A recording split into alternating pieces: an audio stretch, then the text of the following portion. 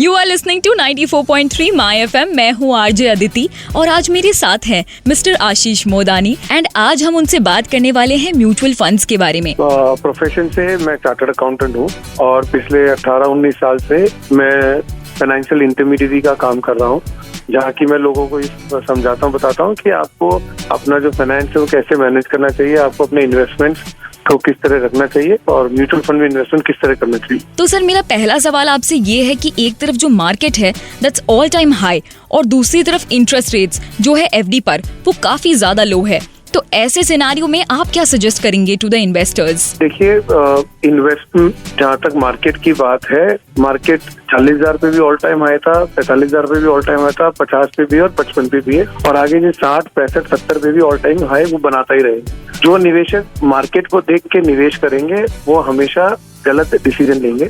निवेश मार्केट को देख के नहीं, अपनी खुद की परिस्थिति को देख के करना चाहिए कि अगर आपके फाइनेंशियल गोल्स, आपकी रिक्वायरमेंट अगर आज से 5, 10, 15 साल बाद है तो आपको मार्केट में निवेश करना चाहिए और अगर वो इतनी दूर नहीं है और जल्दी है तो मार्केट निवेश नहीं करना चाहिए। जहाँ तक एफडी की बात है, एफडी अगर पहले 8 देती थी और आज अगर 5 देती है तो एफडी पहले भी बुरी नहीं थी और आज भी बुरी नहीं है। एफडी का purpose primarily short term investments का होता है, तो अगर आपको आज भी 2-3 साल बाद पैसों की जरूरत है तो 5% पे भी एफडी बुरी नहीं है और तो निवेशक जिनको शॉर्ट टर्म के लिए इन्वेस्टमेंट करना है उनको एफडी में आज भी करना चाहिए।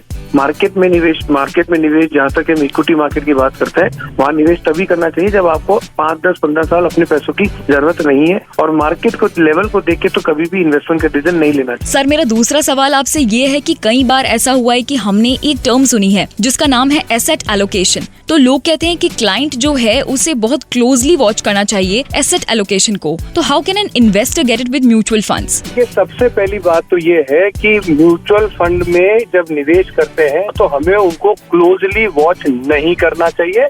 हमें एक स्ट्रैटेजी बनानी चाहिए जिस स्ट्रैटेजी के हिसाब से हमें अपने इन्वेस्टमेंट को लंबे समय तक चलाना है। अमूमन ये निवेशक बहुत गलती करते हैं, वो मार्केट के हिसाब से बहुत ज्यादा डिसीजन लेते हैं और वहीं वो गलती कर देते हैं। एसेट एलोकेशन का मतलब है कि आप अपने निवेश को अपने टारगेट्स के हिसाब से आप निवेश करें। अगर आपका इन्वेस्टमेंट आपको 1-2 साल बाद जरूरत है, मान लीजिए बच्चों की पढ़ाई के लिए पैसे चाहिए, मकान खरीदने के लिए चाहिए, तो उस पैसे को आप डेट म्यूचुअल फंड में रख सकते हैं। और अगर आपको पैसे को लंबे समय रखना है कि आपके बच्चे आज छोटे हैं या आपको अपने बुढ़ापे के लिए पैसे बचाना है, तो आप उस इन्वेस्टमेंट को इक्विटी म्यूचुअल फंड में रख सकते हैं। और इसी मैनेजमेंट को जो हम गोल ओरिएंटेड कहते हैं, हमें अपने गोल्स के हिसाब से जो इन्वेस्टमेंट करते हैं उसी को एसेट एलोकेशन कहा जाता है, क्योंकि हमें अलग अलग जगह निवेश रखना चाहिए क्योंकि हमारी रिक्वायरमेंट अलग अलग। Thank you so much sir for these insights. Stay tune to 94.3 my FM. चलो आज कुछ अच्छा सुनते हैं।